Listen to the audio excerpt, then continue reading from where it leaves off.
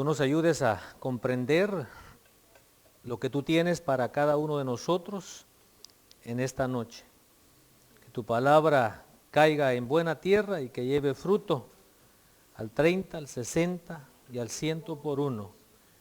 Que seamos diligentes en ponerla por obra. En el nombre de Jesús. Amén. Bien, voy a tratar de mantenerme aquí dentro de esto, ya que el propósito es, este es como un taller de capacitación, donde ahorita los estudiantes son ellos, pero si los oyentes, yo una vez reprobé una clase de matemáticas en la universidad y no tenía no me creí capaz de ganar el examen de recuperación, entonces me metí como oyente a un curso de vacaciones. No pagué, pero permitían oyentes. Entonces, estando de oyente, le agarré la onda. Entonces, el siguiente semestre gané matemática 1, el siguiente semestre gané matemática 2 y el siguiente semestre gané matemática intermedia. Pero la clave estuvo en haber estado sentado de oyente. Así que aquí los oyentes pueden ganar matemática 1, 2, 3 y las que le vengan por delante. Introducción. Número 1, a manera afirmativa, lea conmigo número 1. Dígale al que está ahí a la par suyo, los niños sí aprenden. Número 2, los niños sí asimilan. Por asuntos de espacio yo omití una palabra, pero lo que quise anotar es los niños sí entienden y asimilan las cosas espirituales. Dice Proverbios 22:6, instruye al niño en el camino correcto y aún en su vejez no lo abandonará. Esa palabra instruir es iniciar, es disciplinar. Y dice que cuando sea ya adulto, cuando sea viejo, se va a mantener. Segunda de Timoteo 1:5 dice, porque tengo presente la fe sincera que hay en ti, la cual habitó primero en tu abuela Loida y en tu madre Eunice, y estoy seguro que en ti también. O sea que la fe de Eunice se la trasladó a su hija, la fe de Loida se la trasladó a su hija Eunice, y Eunice se la trasladó a su hijo. Ya hemos dicho en muchas ocasiones, ¿verdad?, que lo único que se sabe del padre de Timoteo es que era griego. Pero no se le ve involucrado ni en la educación ni material ni espiritual de su hijo. Pero tuvo una madre y tuvo una abuela que no dependían de un hombre negligente, sino que ellas tomaron las medidas necesarias e instruyeron a aquel muchacho. Número 3, los padres son los maestros ideales, o sea, los maestros perfectos. Los mejores maestros para instruir a sus hijos son los padres. Ya le he contado que hace mucho tiempo leí un dicho que dice, los niños cierran los oídos al consejo. Aunque no se puede, es un dicho. Los niños cierran los oídos al consejo, pero abren los ojos al ejemplo. Si usted fuma, no le diga a su hijo que fumar es malo. Si usted hace cosas en contra de la palabra de Dios, no espere que sus hijos hagan otra cosa. Van a hacer lo mismo que usted hace. Porque ellos simplemente imitan a los padres. Si usted va a caminar a Jorge Uriel, es la réplica de Jorge Eduardo. Y así podríamos poner otros ejemplos, ¿verdad? De que el el hijo simplemente es la reproducción de su padre. Es que estoy viendo que falta un padre. Por eso me quedé viendo así. Faltó un padre aquí. Dije, de repente se me fue, pero aquí está todavía. Bueno, dice Deuteronomio 6, 6 al 9. Y estas palabras que yo te mando hoy estarán sobre tu corazón y diligentemente las enseñarás a tus hijos. Y hablarás de ellas cuando te sientes en tu casa y cuando andes por el camino, cuando te acuestes y cuando te levantes. Y las atarás como una señal a tu mano y serán por insignias entre tus ojos y las escribirás en los postes de tu casa y en tus puertas. Y usted come pollo, ¿a qué aliento a qué tiene? A pollo. Si usted come cebolla, ¿aliento a qué tiene? A cebolla. Entonces, si nosotros ponemos por obra esta palabra que Dios nos está diciendo que pongamos por obra, ¿qué van a estar pensando nuestros hijos? Palabra. ¿Qué van a hablar nuestros hijos? Palabra. Dios está diciendo que seamos diligentes en hacer este trabajo, esta tarea. Si nosotros no instruimos correctamente a nuestros hijos, siempre habrá quien los instruya de manera incorrecta. Bueno, capítulo 4. Lo que buscamos es esto, ¿verdad? Que de manera así rápida, resumida, en palabras de ellos, lo que ellos entendieron, puedan decir de qué habla el capítulo. A pesar de que era Dios mismo quien estaba enviando a Moisés ante el rey de Egipto con señales y prodigios, Moisés seguía poniendo excusas, ¿verdad, Juliana? Al final, sin embargo, accede a ir. Hice la pausa porque mire, al final, si usted de verdad nació de nuevo, porque como estamos en esta carne nos traiciona. Pero si usted en realidad experimentó el nuevo nacimiento, no le digo que lo van a llevar a la casa del Padre, pero al infierno y al lago de fuego no va a ir. Aunque sea sin ojo, aunque sea sin una mano, aunque sea sin un pie, lo van a meter a algún lugar en la gloria. Aunque no sea la casa del Padre. Lo van a llevar ahí a un lugar que se llama paraíso, a pagar el último cuadrante. Pero de que va a obedecer, va a obedecer. Como al fin de cuentas, ¿cuándo fue que Moisés obedeció? Juliana Zurizaday. ¿Cuándo fue que obedeció?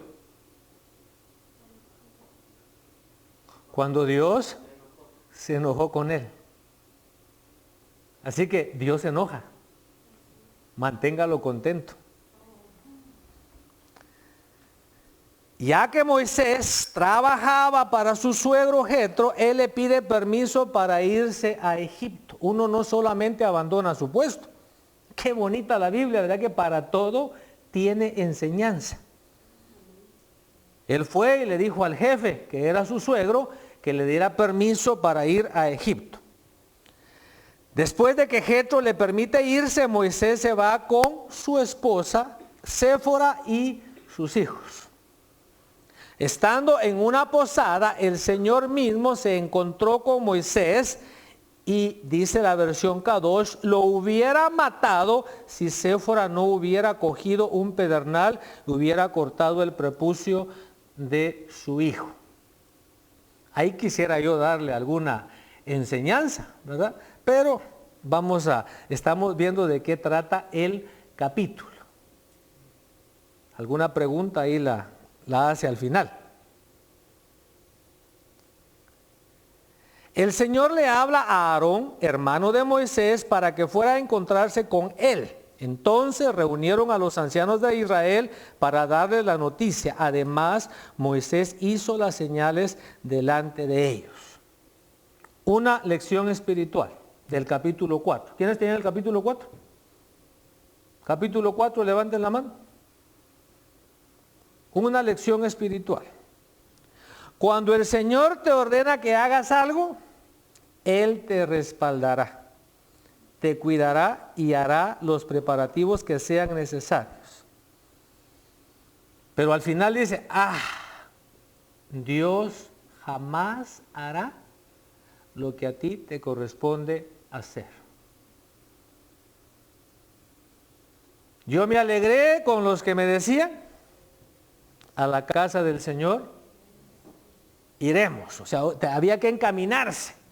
Clama a mí y yo te responderé. ¿Está alguno entre vosotros enfermo? Que llame a los ancianos de la iglesia para que estos le unjan con aceite. La Biblia no dice que tienen fe. La Biblia dice que los llamemos, que nos unjan con aceite, que oren por nosotros, y la oración de fe, no dice que tendrán fe, la fe la está ejerciendo el que hizo lo que dice que la Biblia que tiene que hacer. El anciano, a mí me tocó, ya le conté una vez, yo fui con el anciano y le dije, hermano, ore por mí. La Biblia dice que usted tiene que orar por mí, así que ore por mí. Lección o principio práctico. Ante Dios la obediencia vale más que el sacrificio. Cuando uno está parado aquí, ¿verdad? Y ve sentado a los hermanos así tan quietecitos, tan indefensos, dan ganas de tirarles misiles. Pero diga usted, ¿pero qué culpa tengo yo? ¿Verdad? Pero no se enoje. Pero no se enoje, yo aquí estoy presente. ¿Verdad que a veces lo regañan a uno por el que no está presente, verdad? ¿Qué culpa tengo yo? Dice, el hermano no vino, pero yo aquí estoy. Pero la obediencia delante de Dios es más valiosa que un sacrificio. Dice 1 de Samuel 15:22, la versión Nácar Colunga. Pero Samuel repuso, ¿no quiere mejor Yahvé la obediencia a sus mandatos que no los holocaustos y las víctimas? Mejor es la obediencia que las víctimas, y mejor escuchar que ofrecer el cebo de carneros. Entonces, ¿cuál es la lección práctica?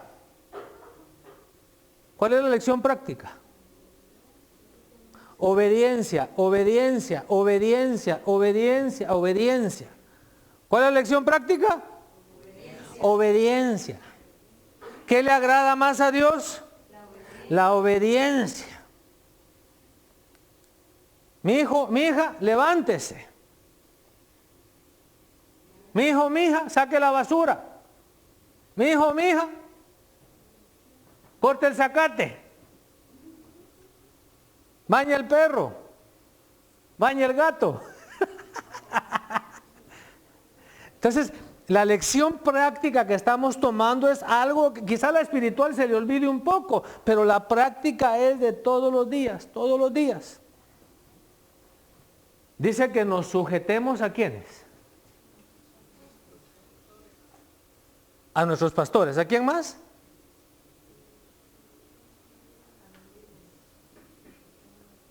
Dice que a los jefes allá afuera, que les obedezcamos.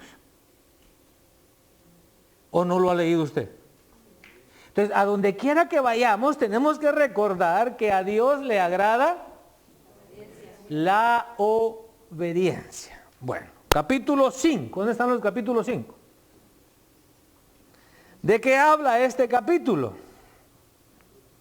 Moisés y Aarón se presentan ante el rey de Egipto y le comunican el mensaje del Señor.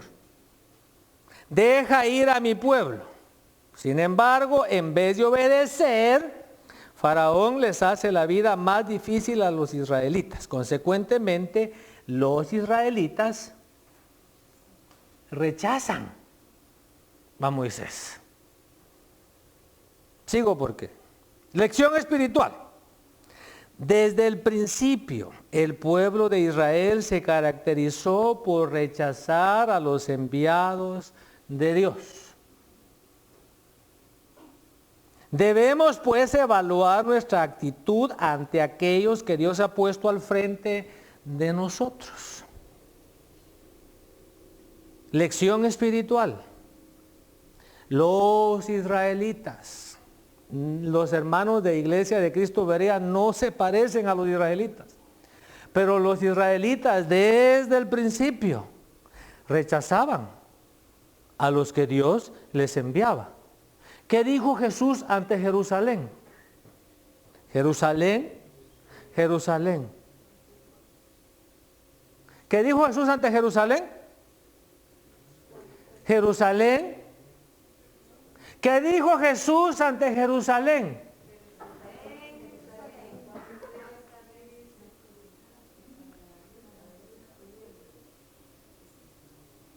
Búsquelo pues en su Biblia para que, sé que tiene electrónicos ahí, lo encuentra rápido, no esté adivinando, porque los adivinos no heredarán el reino de los cielos.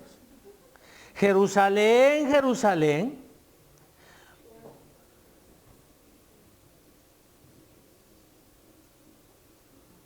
¿Que apedreas? ¿Que apedreas? Así dice, ¿dónde está la cita?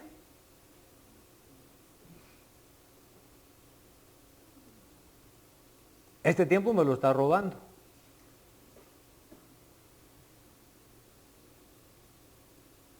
¿Ya la encontró?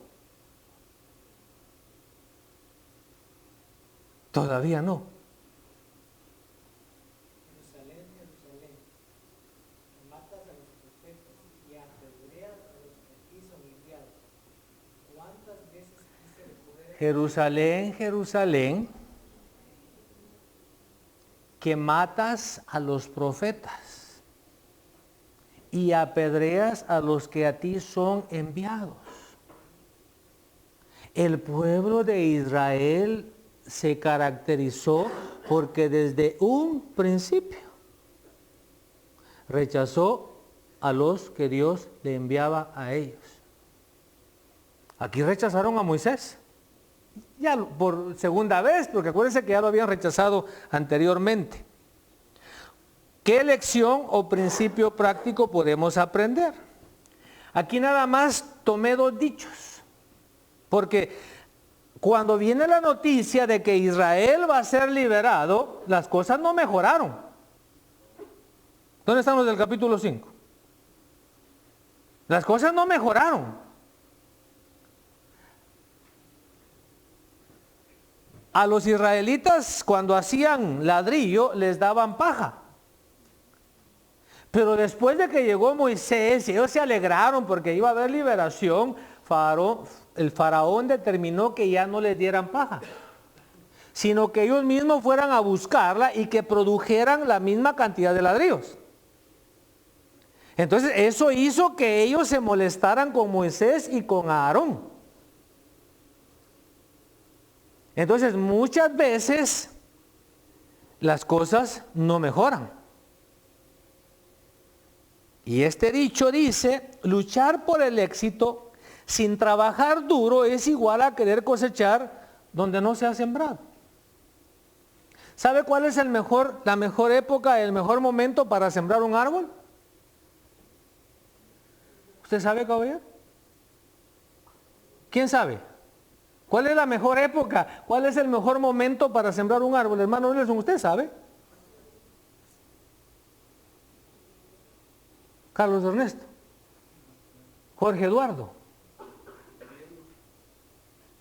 Hoy, today, hoy es el mejor momento, hoy es el mejor día para sembrar un árbol. ¿Quieres tener la sombra de un árbol el día de mañana? Voy a esperar la primavera, voy a esperar el otoño. No, ¿Cuándo es el mejor tiempo para sembrar un árbol? Hoy es el día aceptable. Hoy es el día de salvación. Entonces las cosas a Israel se le estaban poniendo difícil, pero lo que ellos tenían que ver es, mire que ya habían visto las señales. Lo que ellos tenían que creer es de que la tormenta iba a pasar y que el día iba a esclarecer. Como cuando usted está siendo tentado por su carne, seducido por su concupiscencia. Usted tiene que decir, si me aguanto esto ya va a pasar. Ahí está el río de agua fría, me voy a ir a meter ahí y ya va a pasar. Pero ¿qué pasa si cedemos a la tentación? ¿Cómo nos sentimos después? ¿Nos sentimos mal? Pero la tentación es un momento. Y si alguno no es tentado, ya ha de estar glorificado. Pero mientras usted y yo estemos en este cuerpo de carne, ¿qué le gusta comer al león? Carne. ¿A dónde le gusta estar al pez? En el agua. Entonces, mientras usted y yo estemos en esta carne, somos como el pez, a gusto en el agua, a gusto en el mundo. Esto se lo escuché a un siervo hace mucho tiempo. Si el camino es cuesta arriba, no te quejes de que se vayan quedando algunas uñas.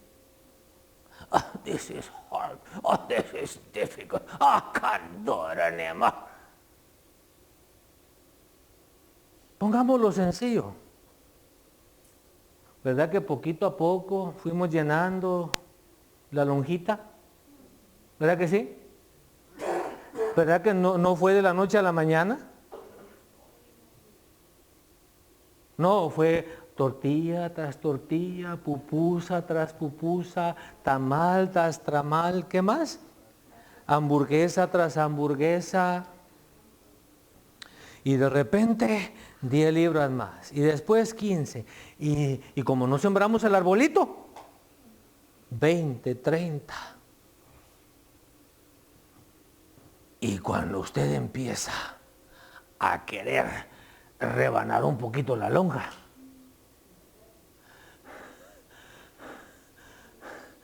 pero siga luchando. Siga luchando. La lección práctica es, póngase las pilas y siga dándole duro. Mi papá siempre hablaba de su amigo, el licenciado Ramiro René Gil de León. ¿No se acuerda de don Ramiro René Gil de León, compadre de mi papá? Fueron a la escuela junto con don Ángel Genaro Quiñones a los primeros 3 grados de primaria. Don Ángel Genaro paró en 3er grado de primaria. Pero don Ramiro René Gil de León terminó la primaria. Y después siguió con los básicos, la junior high. Y después terminó la high school, su diversificado, su prepa. Pero después venía lo más cardíaco, lo más difícil. Quería ser licenciado en leyes. Y la transportación no era ni barata, ni era cómoda. Entonces trabajaba de día y se inscribió en la escuela nocturna. Y los que estudiaban de noche a veces tenían que regresarse a su casa, se decía ya coloquialmente, a pata. ¿Por qué se iban a pata? ¿Sí entendieron lo que es irse a pata? On foot. Pero después era el licenciado Ramiro René Gil de León y don Ángel Genaro Quiñones era el zapatero. ¿Verdad que se requiere esfuerzo en la vida para lograr algo? Las cosas fáciles, las cosas que no perduran, esas se las regalan. Las cosas que destruyen, se las regalan. Capítulo 6, ¿de qué habla? El Señor reafirma a Moisés su compromiso con Abraham, Isaac y Jacob. Dios había hecho un compromiso con Abraham, Isaac y Jacob. ¿Alguien aquí? A mi esposa, mi hija, alguien más, los muchachitos, por supuesto, que creció en un hogar cristiano. La pareja de atrás, creció, no. Carmencita, menos. La hermana Rosa Aide, creció en un hogar cristiano. Nadie, ¿verdad? De los... Pues mire, aplauso aquí para don Carlos, ¿verdad? Los padres. Hoy sé más yo de don Carlos Ernesto que el antes. Pero el pastor que vino tiene un alto concepto del papá de Carlos Ernesto. Fiel hasta la muerte, eso fue lo que él dijo. Y la mamá sigue perseverando, sigue luchando. Entonces, ¿por qué cree que el caballero hoy está perseverando? Porque definitivamente Dios tiene un compromiso con la mamá y con el papá. Así que usted no es cristiano porque usted un día se le ocurrió ser cristiano. Ya me cansé de ser católico, de ser mormón, vamos a ser cristiano ahora. No, usted y yo no queríamos nada con el evangelio. Pero alguien, yo en mi caso no sé quién fue, pero alguien de mis antepasados tuvo que haber hecho algo bueno. Y Dios se comprometió. Y me alcanzó a mí la misericordia. ¿A cuántos de sus familiares ha matado el diablo? ¿Puede contarlos?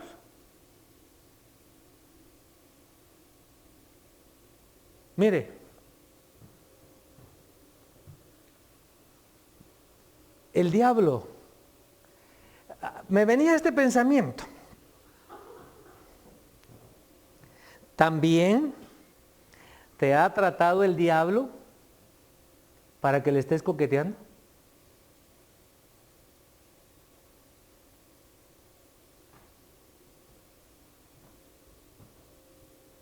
Usted sabe que el diablo en el primera oportunidad que le dé, se lo truena. No le crea, él es padre de toda mentira. Entonces cuando vemos, bueno, por lo menos yo veo hacia atrás y miro una vida de tristeza, una vida de borracheras, una vida de desengaños, una vida de idolatría, una vida sin sentido. Y de repente, la misericordia me alcanza. Dios tenía un pacto, un compromiso con Abraham, Isaac y Jacob. Bueno, ellos lo rechazan otra vez. El Señor envía de nuevo a Moisés ante Faraón, sin embargo, ya sus propios hermanos lo habían rechazado. Ya que sus propios hermanos lo habían rechazado, él no se emociona. Uno no se alegra, ¿verdad?, por ir a un lugar donde no lo recibe. Se anota una genealogía parcial para demostrar que Aarón y Moisés eran verdaderos israelitas, hueso de sus huesos y carne de su carne. Una vez más el Señor habla a Moisés, pero ahora en la tierra de Egipto. Moisés nuevamente le responde al Señor que él no está calificado para hablarle a Faraón. Si se puede estudiar, hay que hacerlo. Pero el estudio no garantiza nada, ni siquiera un buen salario, ni siquiera un buen trabajo. Dice en Eclesiastés que todos dependemos de Dice en Eclesiastés que todos dependemos de un momento. Dice en Eclesiastés que todos dependemos de un momento. Se lo estoy nada más diciendo así porque ya lo hemos enseñado aquí. Dice en Eclesiastés que todos, absolutamente todos, dependemos de un momento de suerte. Yo conozco gente que no calificaba para ser adinerada por su educación, pero les sonrió la suerte. Y de repente el jefe dijo, yo me voy a jubilar y te dejo la empresa.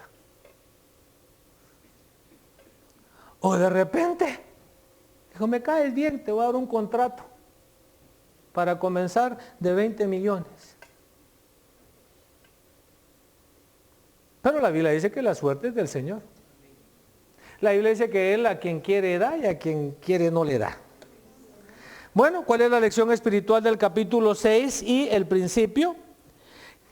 Dios no está comprometido a respaldar a nadie a quien Él mismo no haya comisionado para hacer algo.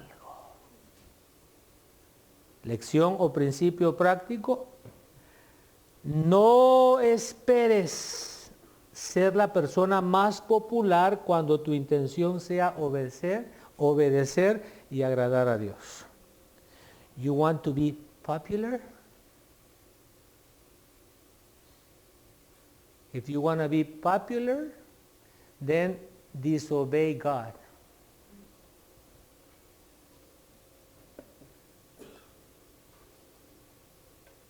Si quieres que se burlen de ti, si quieres que te menosprecien, si quieres que te rechacen, obedece a Dios.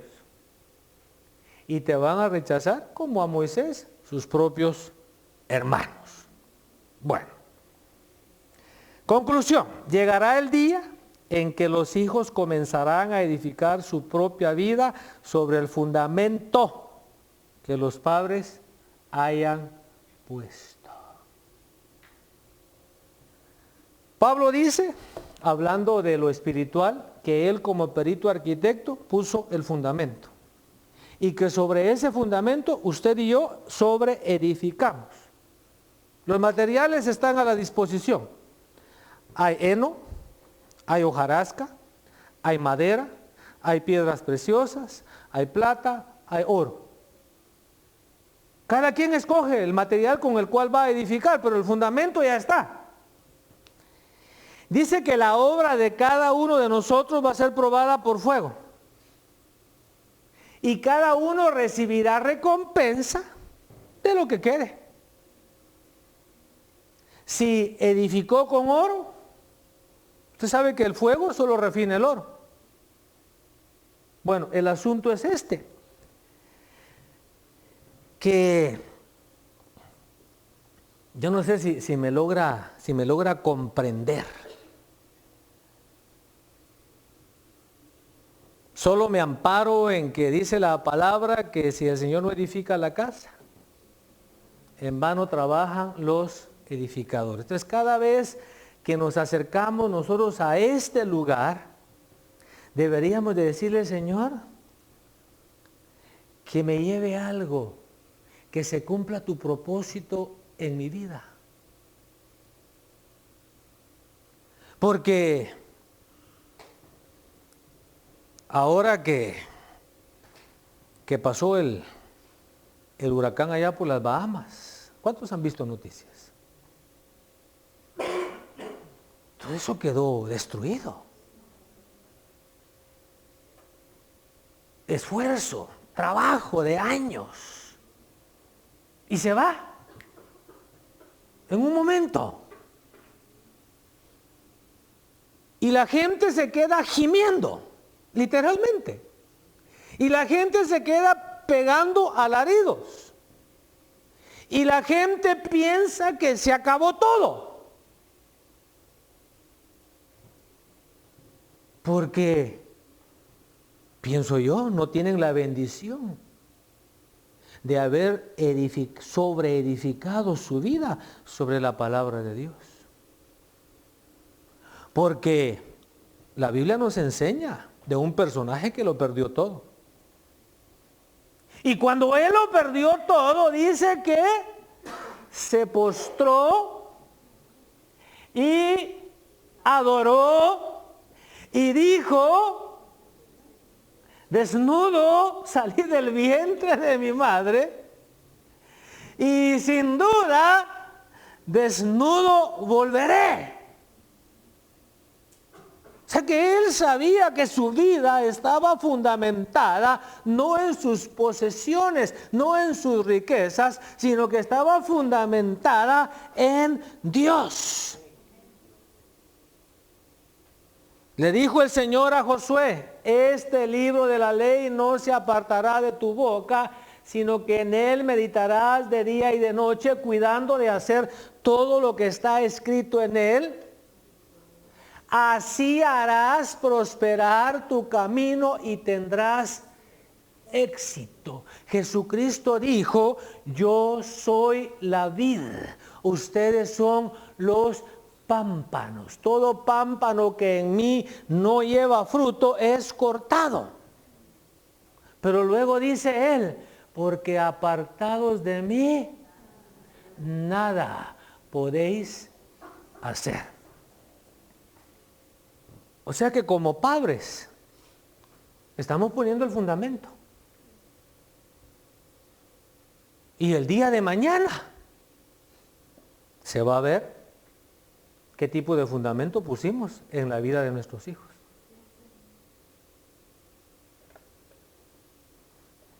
Primera Timoteo 4, 12 y 13, Reina Valera del 60.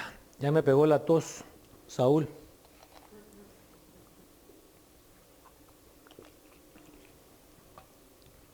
Dice: ninguno tenga en poco tu juventud. Sino sé ejemplo de los creyentes. Lea conmigo, por favor. En palabra. En palabra. Jesucristo dijo que tú sí sea sí y que tú no sea no. Decía una hermana: es que tan fácil que es mentir. Espero que para usted no sea fácil. Espero que le cueste mentir. Que se le haga difícil mentir. Y cuando de repente eso que es difícil usted lo haga, se arrepienta.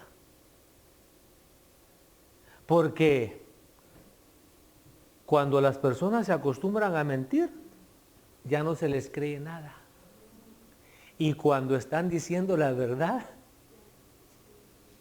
la casa se está quemando, nadie les cree. Nadie sale corriendo porque tiene el récord de ser mentiroso. Entonces, sé ejemplo en palabra. ¿Qué más?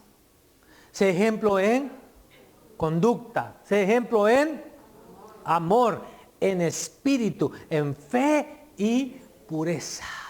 Entre tanto que voy, ocúpate en la lectura, la exhortación y la enseñanza. Ese fue ya el resultado. Ahí fue cuando a él ya le tocaba su turno de sobreedificar sobre el fundamento que habían puesto, en este caso, su abuela y su madre. Por favor, esté de pie y vamos a dar gracias a Dios. Dios y Padre de misericordias, el propósito de estos talleres es despertar en el corazón de los padres el interés de instruir a sus hijos en tu palabra, en tu temor, de que ellos estén conscientes de la tarea que tú les has encomendado, que ahora que ellos tienen sus hijos, esa debe ser su prioridad. Señor, yo te ruego que cada padre, cada madre que anhela el bienestar de sus hijos de todo corazón, tú le des la sabiduría para poder instruirlos en tu temor y en el conocimiento de tu palabra. También, Señor, tu palabra dice, ¿con qué limpiará el joven su camino? Y la misma palabra responde que eso es posible con guardar tu palabra. El salmista dice, en mi corazón he guardado tu palabra para no pecar contra ti.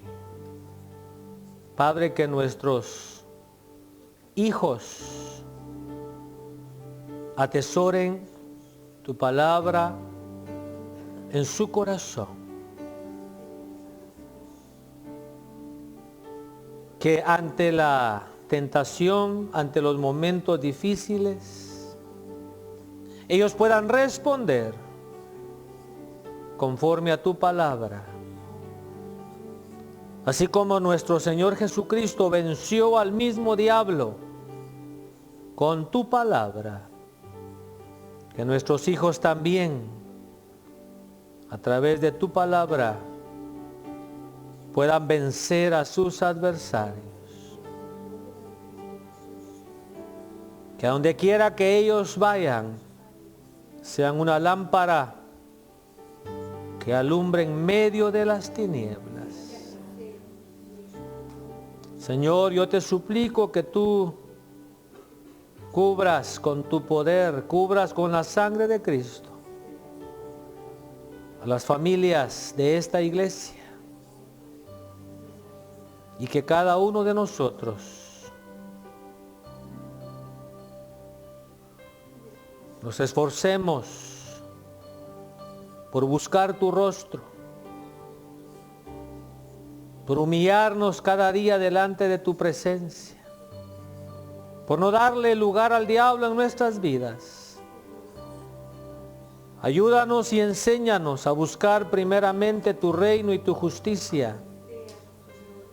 Ayúdanos y enséñanos a poner nuestra mirada, nuestro corazón, nuestro afecto en las cosas de arriba, donde está Cristo sentado a tu diestra, y no en las de la tierra. En el nombre de Jesús, desbarata todo plan, desbarata toda trampa de las tinieblas, avergüenza a nuestros adversarios. Guarda, Señor, nuestras salidas, nuestras entradas. En el nombre de Cristo Jesús, que tu palabra sea la lámpara que alumbre nuestro camino. Que ninguna palabra ociosa salga de nuestra boca, sino solo la que sea buena, según sea necesaria, para impartir gracia a los oyentes. En el nombre de Jesús, así como toda la gente hablaba bien de Timoteo, que también hablen bien de nuestros hijos, que se caractericen por el conocimiento de tu palabra y por el temor a ti. Padre, en el nombre de Jesús. Amén y amén. Que el Señor les lleve con paz y bendición.